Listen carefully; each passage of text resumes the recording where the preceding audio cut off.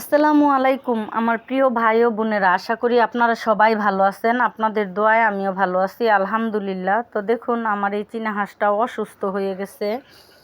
আমার এই চীনা হাঁসটা কীভাবে হা করে নিঃশ্বাস নিচ্ছে, চোখগুলো ছোট ছোট হয়ে গেছে। তো গতকাল রাত্রে আমি চীনা হাঁসের ঘরে গিয়ে দেখলাম এই হাঁসটা চুপ করে বসে আছে। তো তাকে আমি ধরতে পারলাম না আর আলাদাও করতে পারলাম না। তো আজকে সকালবেলা যখন আমি হাঁসের ঘর খুললাম, দেখি আমার এই হাঁসটা একেবারে মাটিতে লুটে পড়ে আছে, ঘাড় ছেড়ে দিয়েছে, মাথাটা নিচে পড়ে আছে। তো সবাই বলতেছে এই হাঁসটা বাঁচবে না, এই হাঁসটাকে জবাই করে ফেলো। তা আমি বললাম যে আমার ভাগ্য যদি ভালো হয় বাঁচবে, আর ভাগ্য যদি খারাপ হয় মারা যাবে, সমস্যা নাই, কিন্তু এই অসুস্থ হাঁস আমি জবাই করে খেতে পারবো না। তো দেখুন, তার ট্রিটমেন্ট শুরু করে দিয়েছি। সবাই আমার এই হাঁসটার জন্য দোয়া করবেন, আমার এই হাঁসটা যেন অতি শীঘ্রই সুস্থ হয়ে যায়। আর এইদিকে দেখুন, আমার আরেকটা চীনা হাঁস আছে। মোট হচ্ছে আমার 3টা মাদি চীনা হাঁস ছিল।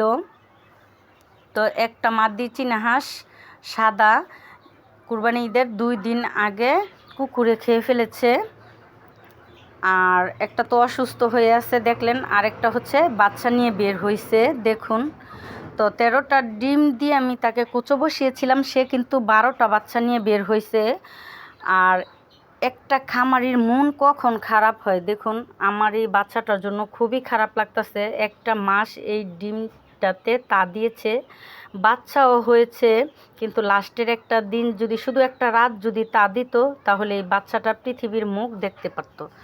তো আমার একটু ভুলের কারণে কিন্তু এই কাজটা হয়েছে। আমার মতো এরকম ভুল কেউ করবেন না, কারণ সাধারণত চীনা হাঁস যে জায়গায় ডিম পাড়ে সে জায়গায় কিন্তু ডিম নিয়ে বসে, সে জায়গা থেকেই বাচ্চা নিয়ে বের হয়।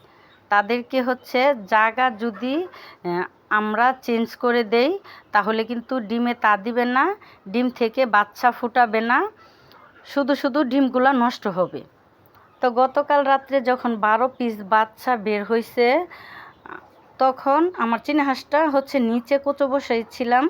তো নিচ থেকে আমি একটু উপরে উঠিয়েছিলাম যে যদি দূরে খেয়ে ফেলে, এই কারণে কিন্তু বাকি ডিমটাতে হচ্ছে চীনা হাঁসটায় তা দেয় নাই, এর ফলেই কিন্তু বাচ্চাটা ফোটে নাই। তো এরকম ভুল, ছোট ছোট ভুল কেউ করতে যাবেন না। ছোট ভুল হোক আর বড় ভুল হোক, ভুল তো ভুলই।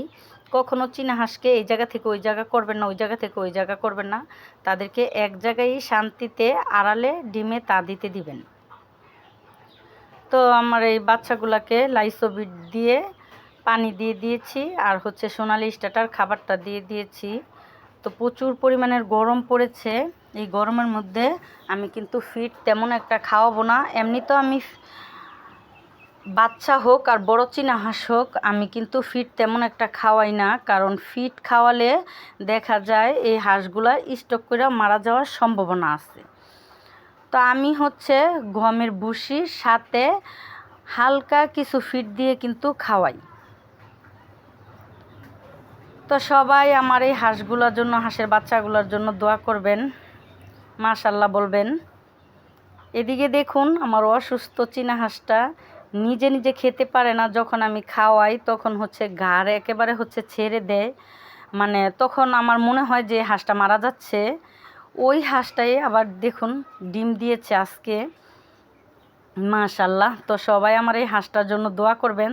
সে কিন্তু নিজে নিজে খেতে পারে না, আমি খাইয়ে দেই। তো তার ট্রিটমেন্ট কিন্তু চলতেছে।